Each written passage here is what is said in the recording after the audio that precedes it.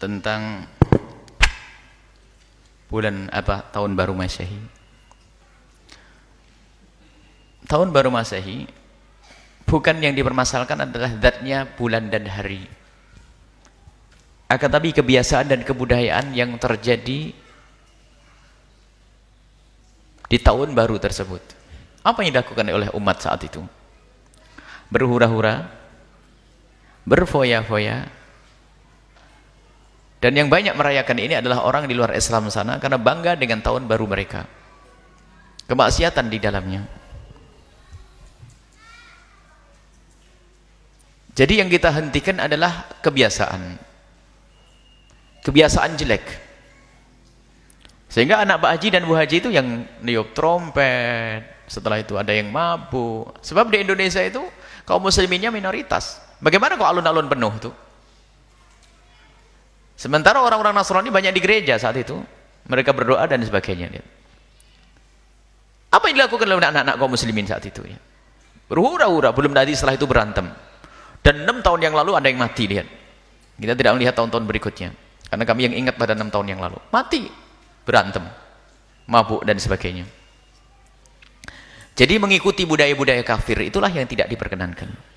Kalau masalah hari, kita pakai hari, tanggal kita pakai mereka, tanggal mereka. Biarpun semestinya kita sudah mulai berubah di dalam diri kita, rumah kita membiasakan dengan tahun Hijriah, yang disitulah ada sangkut pautnya dengan banyak kewajiban. Wajib seorang tua mengetahui kelahiran anaknya secara Hijriah, untuk mengetahui kapan anaknya usia tamyiz, kapan anaknya balik. Dan ibadah ada hubungannya dengan tahun Hijriah, bukan tahun Masehi. Nggak ada hubungan ibadah dengan tahun Masehi, nggak. Semuanya adalah tahun Hijriah. Dan kalaupun tahun Masehi sudah dilakukan negara, kenapa kita harus merayakan tahun baru Masehi itu dengan cara yang tidak dibenarkan itu? Jadi mengikuti budaya orang kafir. Ini disebutkan dalam Al-Quran, satattabi'unna sananal ladzina min qablikum shibran bi shibrin dhira'an bi dhira'in hatta law dakhalu fi hujri dabbin la dakhaltumuh. Disebutkan bahwasanya nanti ada kelompok dari kalian ini ada yang bakal mengikuti budayanya orang di luar Islam. Budaya, bukan urusan akidah saja. Kebiasaan shibran bi shibrin, sejengkal demi sejengkal. Sedira itu setengah depa, atau sedepa demi sedepa.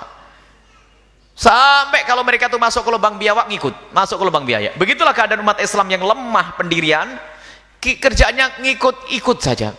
Dan memang umat Islam ini banyak yang lemah pendirian. Coba, kita itu heboh dengan merayakan tahun baru Masehi. Tanyakan dengan masyarakat yang ada di Cina sana, tanyakan masyarakat yang ada di Amerika dan di Eropa, mereka juga ngerti ada tahun Hijriah. Kalau alasannya untuk bersenang-senang, mereka juga tidak pernah punya keinginan untuk merayakan tahun baru Hijriah. Yuk. Mereka juga senang berlibur ya. Berlibur senang mereka, akan tapi pun mereka tidak pernah punya kepikiran dan tidak pernah punya keinginan untuk merayakan tahun baru Hijriah. Tapi umat Islam di negeri kita ini habis, mulai tahun baru Masehi, nanti tahun baru Cina, nanti tahun baru apalagi, habislah. Giliran tahun baru Hijriah, tidur. Muncul kemunafikan di sini. Hendaknya kita bangga dengan Islam. Itulah yang jadi masalah, jangan dianggap remeh. Yang berbangga dengan tahun baru Masehi lalu lupa dengan tahun baru Hijriah, munafik kan nanti. Kenapa tidak kita mengutamakan sesuatu yang sambung dengan Nabi SAW? Permasalahannya adalah tidak sesepele yang disampaikan tadi. Kalau masalah pernah dipakai, kita pakai. Kalau tidak pakai, beda hitungannya nanti. Termasuk pengajian kita keliling, sementara pakai tahun baru Masehi. Kenapa? Karena kalau pakai tahun Hijriah nggak ketemu harinya nanti.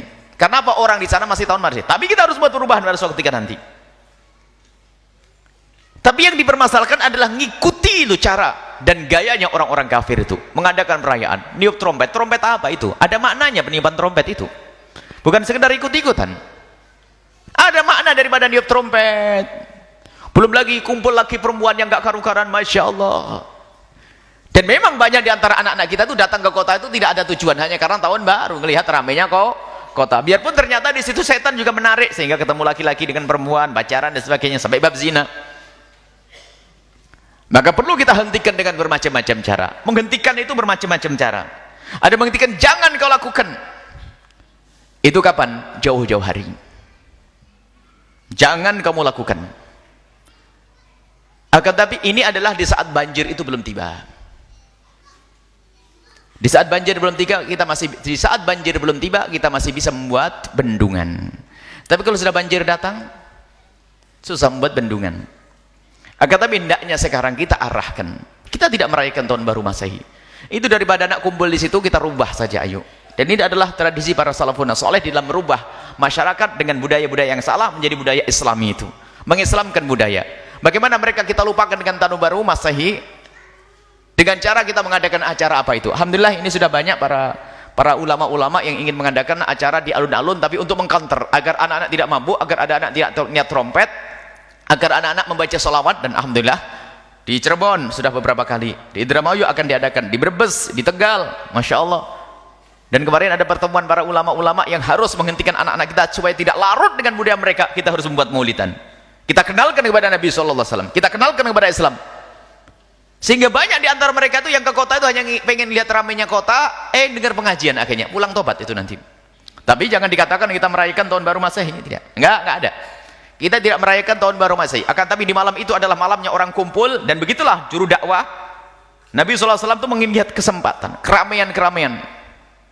Dan juga para yang saat itu menjadi tren kumpulnya orang itu apa? Termasuk Nabi Muhammad sampai ulama-ulama warisnya, termasuk guru mulia Al-Habib Hasan bin Ahmad Baharun, itu mengambil kesempatan keramaian. Dulu tuh dalam dakwah beliau salah satu caranya itu adalah jadi tukang foto. Baik, ada dengan tukang foto nih.